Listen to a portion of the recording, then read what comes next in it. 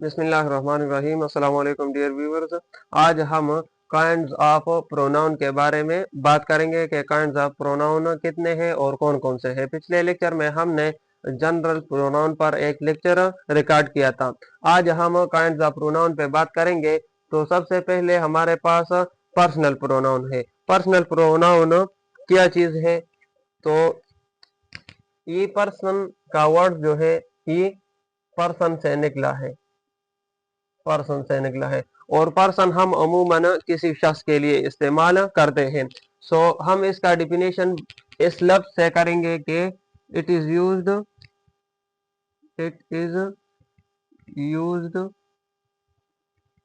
For person और things. ये किसी शख्स या किसी चीज के लिए हम इस्तेमाल करते हैं पर्सनल प्रोनाउन। और पर्सनल प्रोनाउन कौन कौन से हैं? So personal pronoun are I, we, you, he, she, it and they. These are personal pronoun. और ये हम किसी शख्स या चीज के लिए इस्तेमाल करते हैं। फॉर एग्जाम्पल हम एक एग्जाम्पल लेते हैं जैसे ही वर्क्स हार्ड। अब यहाँ पर हमने ये प्रोनाउन किसी शख्स के लिए इस्तेमाल किया, तो ये प्रोनाउन हम किसी शख्स के लिए इस्तेमाल करते हैं। नेक्स्ट नंबर पर है पॉजेसिव प्रोनाउन। पॉजेसिव प्रोनाउन वो होता है जो किसी मलकियत को जाहिर करता है। सो इस लफ्ज से हम इस तरह इसकी डिफिनेशन करें कि इट शो ओनरशिप। ओनरशिप ये मलकियत को जाहिर करते हैं। जहां पर भी हम मलकियत जाहिर करते हैं कि ये मेरा है, ये उसका है, तो इस जुमलों में हम पॉजेसिव प्रोनाउन यूज करेंगे। फॉर एग्जांपल, और पॉजेसिव प्रोनाउन कौन कौन से हैं? तो पॉजेसिव प्रोनाउन है mine, yours, his, her, our and their. These are possessive pronouns. For example हम एक एग्जाम्पल लेते हैं।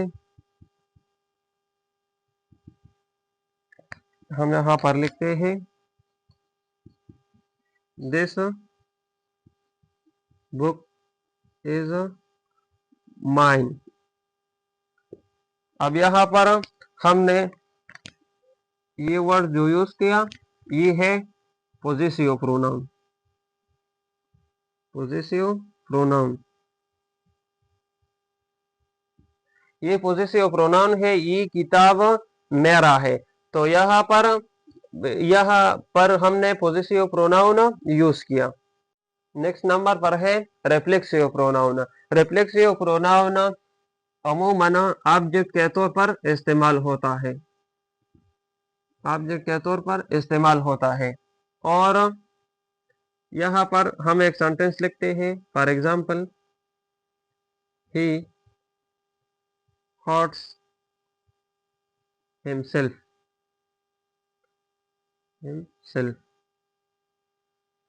इस सेंटेंस में ये वर्ड जो हमने यूज किया ये क्या है? ये है रिफ्लेक्सिव प्रोनाउन। रिफ्लेक्सिव प्रोनाउन, ये रिफ्लेक्सिव प्रोनाउन है। ये सब्जेक्ट की अक्कासी करता है। ये रिफ्लेक्सिव जो है ये रिफ्लेक्शन से निकला है, यानी बाउंसिंग बैक करता है। ये दोबारा सब्जेक्ट की अक्कासी करता है और ये अमूमन ऑब्जेक्ट के तौर पर इस्तेमाल होता है। तो ये है रिफ्लेक्सिव प्रोनाउन। और रिफ्लेक्सिव प्रोनाउन कौन कौन से होते हैं? So reflexive pronoun are these. For example, himself,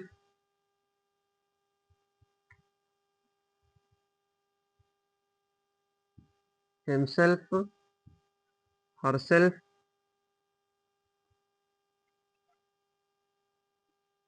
themselves, ourselves, myself,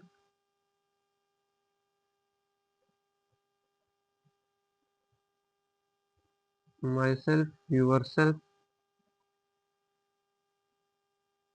तो ये है रिफ्लेक्सिव प्रोनाउन।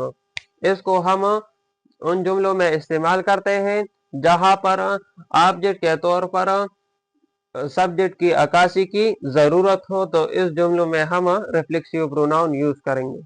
नेक्स्ट नंबर पर है डिमॉन्स्ट्रेटिव प्रोनाउन। डिमॉन्स्ट्रेटिव प्रोनाउन हम उस वक्त यूज करते हैं जब हम किसी स्पेसिफिक चीज की तरफ इशारा जाहिर करता है। सो हम इस तरह इसकी डिफिनीशन करेंगे कि it is used two point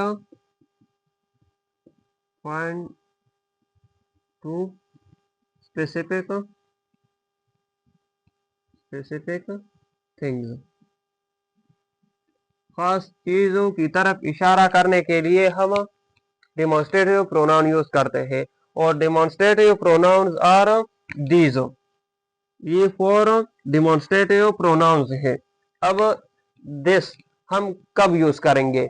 ये हम तब यूज करेंगे जब किसी चीज सिंगुलर हो, एक चीज हो, और ये हमारे नजदीक हो, दूर ना हो। तो इसके लिए हम क्या यूज करेंगे? दिस यूज करेंगे। फॉर एग्जाम्पल हम लिखते हैं, एक सेंटेंस लिखते हैं, दिस इज माई बुक। ये मेरा किताब है। तो ये नजदीक है और बुक सिंगुलर है। यहां पर ये सिंगुलर है, और नजदीक है, हमारे नजदीक है। अब बारी है दैट की। दैट हम इस वक्त यूज करेंगे जब किसी चीज सिंगुलर हो, वाहिद हो, और ये हमसे दूर हो, हमारे नजदीक न हो, तो तब हम इसके लिए दैट यूज करेंगे। फॉर एग्जाम्पल हम एक सेंटेंस लिखते हैं, दैट इज योर हाउस। वो आपका घर है।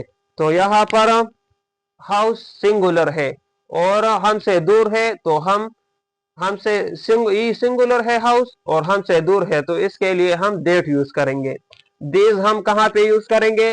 दीज इन चीजों के लिए यूज करेंगे जो हमसे हमारे नजदीक हो और प्लूरल हो, जमा हो, वाहिद न हो, बहुत ज्यादा चीजों के लिए, और हमारे नजदीक जो हो, इसके लिए हम दीज यूज करेंगे। फॉर एग्जाम्पल हम एक सेंटेंस लिखते हैं, जैसे दीज आर माई फ्रेंड्स।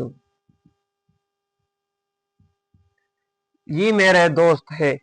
तो यहां पर ये प्लूरल है, यहां पर ये प्लूरल है, ये प्लूरल है, और हमारे नजदीक है, तो इसके लिए हम दीज यूज करेंगे। अब दोज हम वहां पे यूज करेंगे जब चीजें जमा हो, किसी चीज वाहिद के लिए नहीं, बल्कि जमा चीजों के लिए, और उन चीजों के लिए जो हमारे नजदीक न हो बल्कि हमसे दूर हो, तो इसके लिए हम दोज यूज करेंगे। फॉर एग्जाम्पल हम लिखते हैं, दोज आर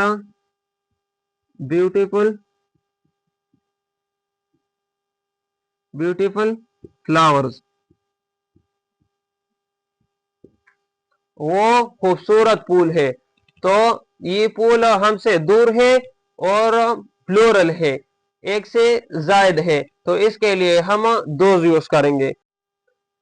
नेक्स्ट नंबर पर है इंट्रागेटिव प्रोनाउन। इंट्रागेटिव प्रोनाउन का नाम से पता चलता है कि इंट्रागेटिव का मतलब है सवालिया। यानी ये प्रोनाउन हम सवाल पूछने के लिए इस्तेमाल करेंगे। सो इसका डिफिनेशन कुछ इस तरह है कि it is used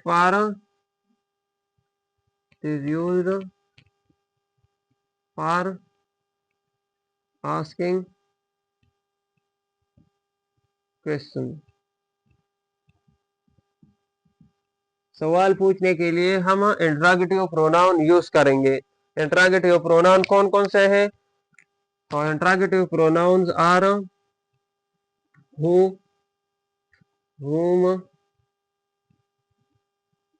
which, etc.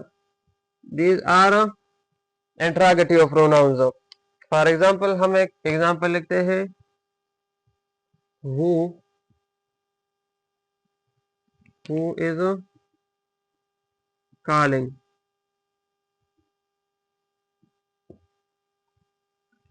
कौन बुला रहा है? तो ये इस सेंटेंस में ये इंट्रोगेटिव प्रोनाउन है।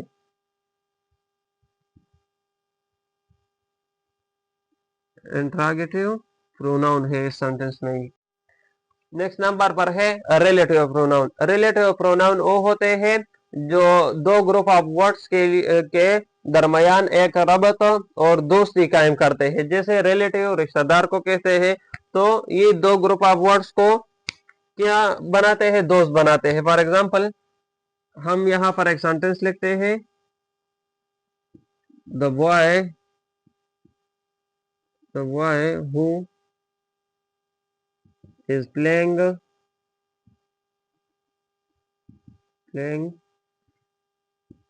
is my brother।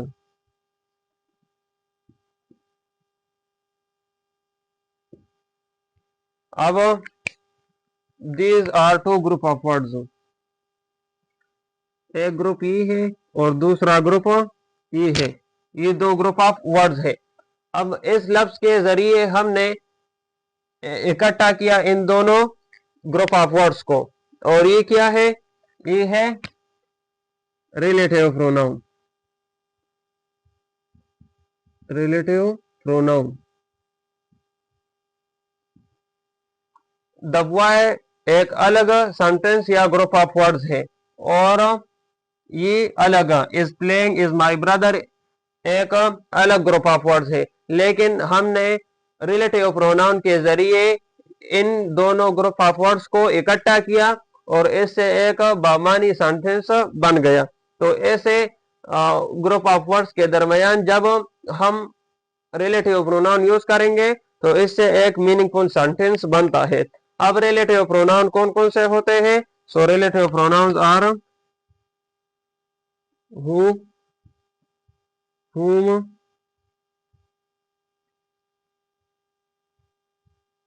which, that, etc. These are relative pronouns।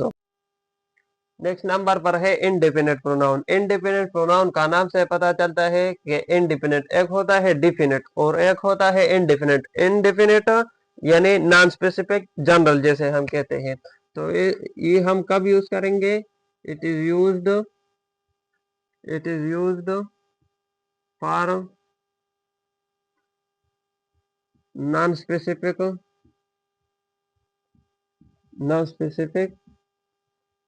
persons or things। कैसे? जैसे फॉर एग्जाम्पल हम एक एग्जाम्पल लेते हैं someone is at the door।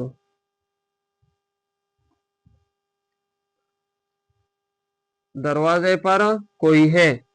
तो हमने स्पेसिफाई नहीं किया और इसको कहते हैं इनडेफिनेट प्रोनाउन। यहाँ पर ये लफ्ज इनडेफिनेट प्रोनाउन है। इनडेफिनेट प्रोनाउन है।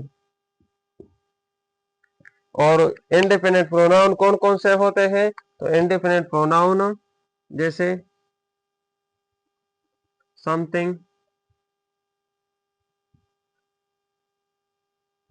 anyone,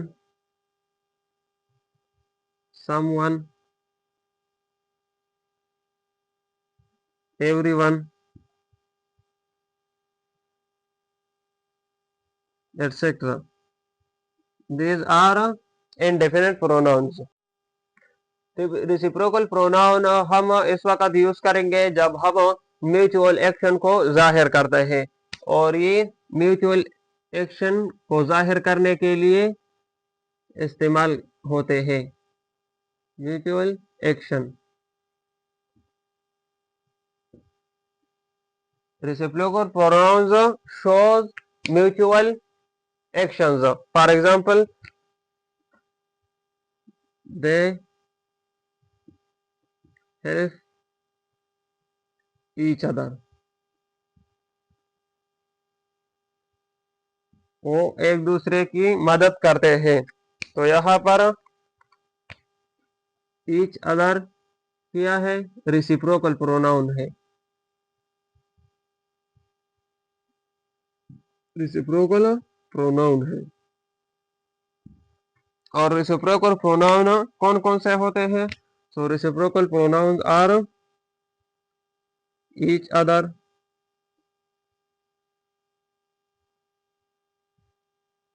one another, etc. These are reciprocal pronouns.